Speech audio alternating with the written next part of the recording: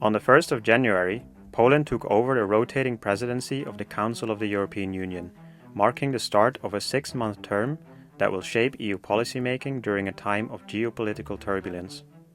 From addressing security tensions to bolstering European competitiveness and advancing EU enlargement, Poland has its work cut out for it in Brussels. First things first, let's look at what the Council actually is. The Council of the European Union, or simply the Council, is one of the core institutions of the EU, made up of ministers from the 27 EU member states.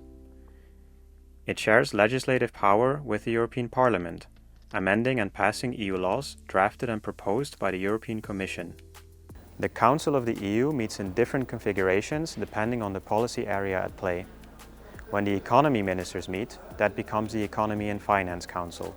When agriculture ministers gather, it becomes the Agriculture Council. To this date, there are 10 different configurations.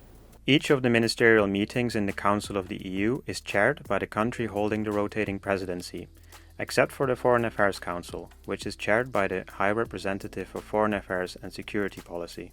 Since December, that seat has been held by former Estonian Prime Minister Kaja Kallas. The Council is often confused with the European Council, which is a separate institution bringing together the EU heads of state and government to steer the Union's overall political direction. The discussions are led by the President. Former Portuguese Prime Minister António Costa has been at the helm since December.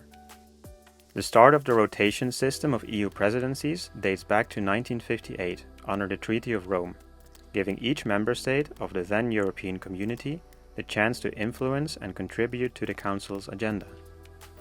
In 2024, Belgium and Hungary both held the presidency for 6 months before handing over to Poland at the start of the new year. In the second half of 2025, the baton will pass on to Denmark, and in 2026 to Cyprus and Ireland. To better understand the priorities of the Polish presidency and their significance for Poland, we turn to Łukasz Osinski, a journalist from the Polish press agency. The priorities of the Polish presidency of the Council of the European Union revolve around the theme of security in Europe.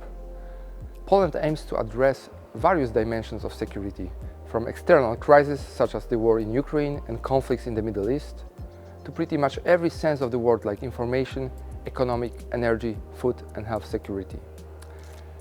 Another key focus will be on strengthening the competitiveness of European businesses, with particular attention to reducing energy costs, enhancing energy security and cutting red tape. On enlargement, Poland seeks to advance discussion on including new countries in the bloc to emphasize its geopolitical significance, particularly regarding the Western Balkans. Additionally, the presidency wants to play a pivotal role in discussions on Ukraine's EU accession process and the adoption of the new sanctions package against Russia, underlying Poland's strong support for Ukraine ever since Russia's full-scale invasion 3 years ago. The Polish presidency will take on some of the EU's big challenges. While its impact remains to be seen, we can reflect on previous presidencies for clues on the extent of their efforts. The previous presidencies, held by Belgium and Hungary, focused on a range of different issues. Belgium, for example, put a strong focus on the rule of law and a green transition. Hungary, on the other hand, focused more on challenges surrounding enlargement and migration. However, the Hungarian presidency was overshadowed by controversies.